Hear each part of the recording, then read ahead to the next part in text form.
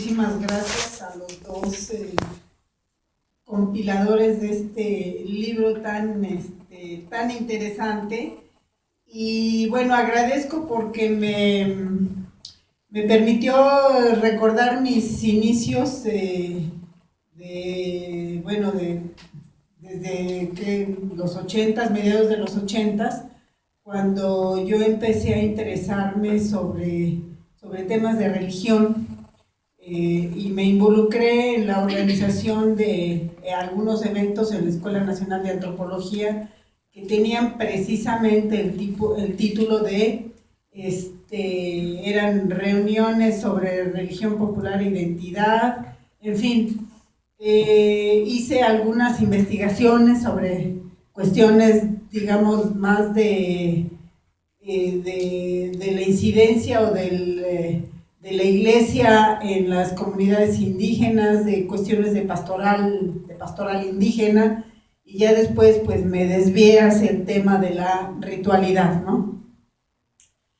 Y bueno, el tema que convoca esta publicación, lo voy a tapar porque está muy bajito, perdón. El tema que convoca esta publicación es sumamente relevante porque estamos ante la vorágine de un mundo que se transforma de manera acelerada, cuya mayor amenaza es la llamada globalización.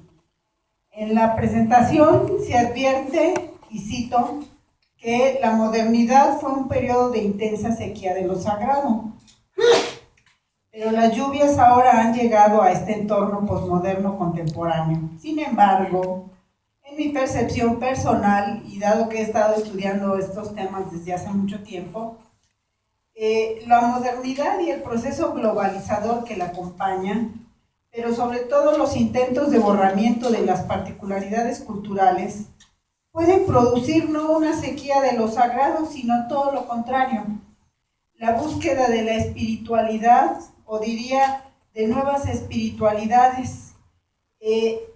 Estamos viendo, digamos, la proliferación de nuevos movimientos religiosos, la llegada de nuevas iglesias o alternativas religiosas, y me parece que eso es una muestra de ello, ¿no? O sea, la gente anda en búsqueda de algo que la acerque a lo sagrado, ¿no? Lo que se señala en las primeras páginas del libro de manera muy puntual es en efecto cierto, y sí vuelvo a citar: la vivencia religiosa cobra nuevos bríos y en contextos culturales posmodernos renace con un vigor inusitado. Y aquí quiero citar a Manuela Cartón Delgado en un excelente libro que tiene, que se llama La razón hechizada, teorías antropológicas de la religión. Ella afirma que en la época de Max Weber o Emil Durkheim se pensaba en la secularización como en una nueva edad del mundo, la era del desencanto, la edad de la razón y el fin de la sinrazón que suponían las religiones.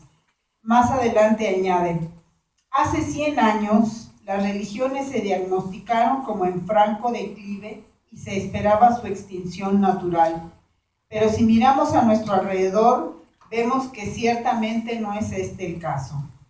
Ella tiene mucha razón. El escenario hoy día es todo lo contrario, pues observamos que no solo llegan nuevas opciones religiosas, sino las religiones que existen se reactualizan, se revitalizan y multiplican. Todo ello es signo evidente de que la sociedad continúe en la búsqueda de lo sagrado. El tema que nos convoca es el de la religiosidad popular, que a decir de los autores, son expresiones que desde hace mucho se han desarrollado en los distintos contextos latinoamericanos, donde el catolicismo se introdujo en sustitución de cultos nativos desde hace más de 5 siglos. Son precisamente esos procesos históricos y los mecanismos de significación de lo religioso los que deben estudiarse para entender la realidad que en torno a la religión viven estas sociedades. El libro colectivo compilado por Alicia Juárez y Ramiro Gómez Arzápalo Presenta un abanico de estudios sobre el tema central, el de la religiosidad popular en distintos contextos, particularmente el indígena de México y la América Latina. Lo relevante y la mayor virtud del libro es que congrega estudios de diversas disciplinas como la antropología, la historia, la etnohistoria, la sociología, la psicología social, la filosofía, la pedagogía y la teología. Tenemos una convergencia de enfoques e interpretaciones muy interesantes y sugerentes que creo eran necesarias desde hace mucho tiempo y que aun cuando los estudios sobre religiosidad han surgido hace ya tiempo, no se habían reunido en un solo texto y con una temática central tantas disciplinas como las que conforman este interesante libro.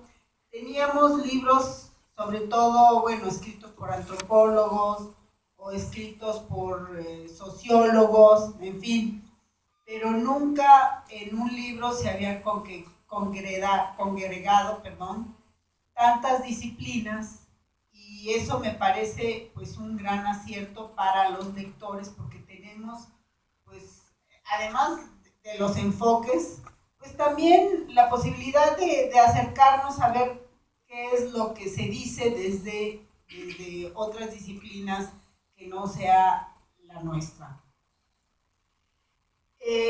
La confluencia de distintas disciplinas en torno a un tema en común permite al lector, la comprensión holística de un fenómeno complejo que definitivamente admite y merece diversos puntos de vista y el abordaje desde sus muy variadas aristas. Porque el estudio del fenómeno religioso en sociedades subalternas requiere un análisis de los procesos de este fenómeno desde distintos ángulos y temporalidades. Este libro cumple todas esas premisas. En el campo religioso latinoamericano, la desestructuración de las religiones nativas permitió la configuración de lecturas étnicas diversas del catolicismo impuesto.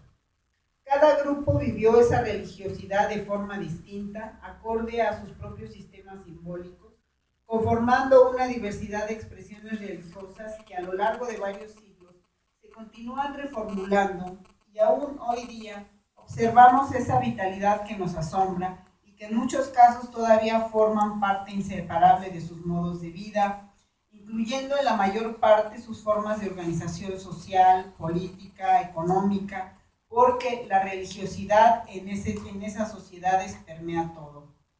Lo religioso se vive día a día, a diferencia del mundo moderno, secular, donde a la religión solo se le destina un tiempo corto de la vida de los individuos y pertenece al campo de lo privado. El libro Fenómenos religiosos populares en Latinoamérica ofrece a los lectores un amplio panorama, como ya lo dijo, desde diversas disciplinas, de las variadas formas autóctonas de expresión religiosa de sociedades de origen indígena y rural de México y América Latina. El estudio del fenómeno religioso a la luz de los procesos de globalización es importante para comprender la generación de nuevas fuentes de identidad, pues las prácticas religiosas son dinámicas y están en constante reformulación. Lo significativo de esta obra colectiva no estriba solo en la presentación de expresiones religiosas de muy diversa índole, sino el que tienen como punto de partida su análisis desde este concepto de religiosidad popular. Concepto muy polémico, ya que se le ha relacionado, como lo señala Gómez Arzápalo en la presentación, en términos peyorativos como un catolicismo de segunda, practicado por las masas ignorantes frente a un catolicismo original, preservado por una élite exclusiva y excluyente, que preserva su pureza, la cual es el clero. Es decir, si se siguiera esta línea argumentativa, estaríamos ante un catolicismo correcto y otro desviado. Sin embargo, este catolicismo popular es producto de un proceso histórico de larga duración en términos de Brodel, en donde han tenido lugar negociaciones, consensos, acomodos continuos entre la Iglesia institucional y y las sociedades de sus prácticas religiosas acorde a sus sistemas simbólicos y de representaciones. Un punto relevante de la propuesta de los compiladores es concebir la religiosidad popular como un proceso cultural religioso que se expresa desde la lógica interna de las comunidades que la sustentan. Esto para mí es fundamental y es algo que yo siempre he defendido. Es decir, a partir del análisis del fenómeno religioso, bajo este marco de análisis, tendremos la posibilidad de adentrarnos en las formas en las que una sociedad concibe a los santos, en conocer cómo armoniza esa sociedad el calendario agrícola con el religioso, quiénes son los distintos actores que tienen un papel primordial en la praxis ritual y en el manejo de los símbolos religiosos. En la religiosidad popular se define, como atinadamente se señala, la identidad, la pertenencia y cobijo social de grupos poblacionales subalternos que no se sienten identificados con lo dictado desde la hegemonía. Ahora bien, se aclara en la introducción, y esto se lo debemos a Alicia Juárez, las diferencias entre lo que es la religiosidad popular y la religión popular. Esta autora, retomando a Félix Báez Jorge, señala que la noción de religiosidad popular tiene una utilidad descriptiva aplicada a las formas con las que los creyentes expresan, interpretan y recrean el acervo devocional, cuya concreción recae en los rituales y creencias. Por su parte, la noción de religión popular identifica sistemas de creencias y prácticas en torno a lo sagrado, históricamente configuradas y estructuralmente condicionadas, construidas en condiciones mediadas por el dominio y la subalternidad. Esta advertencia me parece a mí fundamental porque a veces utilizamos los términos sin saber realmente lo que significan o lo que queremos decir. El libro está dividido en 3 apartados. El primero, planteamientos teóricos, lo conforman 4 capítulos que abordan el fenómeno religioso desde 4 distintos enfoques teóricos. No voy a decir los nombres de los autores, sino simplemente el contenido de los capítulos. Y lo que tenemos en estos 4 capítulos son, bueno, está desde la fenomenología de la religión como método de análisis. Aquí el hecho religioso se muestra a sí mismo como existente y como tal es tomado. También se nos ofrecen las claves estructurales para el estudio de los especialistas rituales, que en su conjunto permiten entender las expresiones sociales y que, como señala la autora de este capítulo, en este estudio se remiten al análisis de las manifestaciones populares emanadas de una religiosidad popular indígena. Otro capítulo es el de la dialéctica del poder, en donde el autor señala que es importante entender que el conflicto sistemático debe verse como una coyuntura en la cual se redefinen y reelaboran los significados e incluso la estructura social.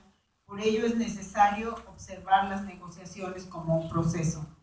Finalmente, el capítulo sobre la teoría de los sistemas sociales de Niklas Luhmann para el estudio de la religión, que en realidad no aborda la perspectiva de la religiosidad popular, pero sí ofrece un interesante análisis en donde propone, siguiendo a Luhmann, considerar la religión como forma comunicativa, constitutiva de sentido. En el segundo apartado, aportes etnohistóricos y coloniales, lo conforman 2 capítulos que son importantes para entender los procesos históricos la religiosidad en el Nuevo Mundo. Se aborda el uso que se le dio a las imágenes sagradas en la Edad Media, lo que permite entender el papel que éstas tuvieron para la evangelización del Nuevo Mundo. Se destaca el papel de las órdenes mendicantes en el proceso de condensar los contenidos dogmáticos en símbolos visibles, las imágenes, lo cual facilitó la evangelización en el Nuevo Mundo y me parece, tomando como ejemplo mi experiencia en campo, que todavía las imágenes siguen teniendo un papel muy importante en la religiosidad y el ritual, ¿no? También se estudian las fiestas patronales en el Gran Chaco, en la zona en donde convergen Argentina, Paraguay, me parece Bolivia y Brasil, ¿no? Pero aquí el artículo más bien habla de la región entre Argentina y Paraguay, ¿no? En la frontera entre estos dos países, que sirvieron para fines de evangelización o, como señalan las autoras, para la occidentalización de los grupos asentados en esta región sudamericana. Propuesta muy sugerente, o sea, si podemos hablar de 1500, 1600 como occidentalización en esos lugares, me parece que es muy interesante y que en efecto marca un punto de partida para un nuevo modo de vida de estas colectividades. El tercer apartado, que es el más largo, estudios específicos, diversos casos en Latinoamérica, se conforma de 10 capítulos que nos lleva por varias comunidades, ¿no? Desde el sur colombiano, pasando por pueblos originarios de la Ciudad de México hasta el México indígena, predominando el estado de Oaxaca, ¿no?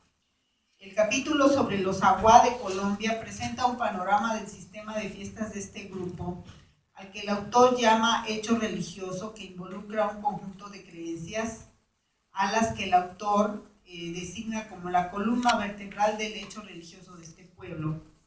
El siguiente capítulo aborda una asociación religiosa de una comunidad otomí del municipio mexiquense de Lerma, la del Divino Rostro, que se adscribe dentro del movimiento de renovación carismática del Espíritu Santo, un movimiento religioso surgido dentro del catolicismo oficial, me parece que por los 70s, ¿no?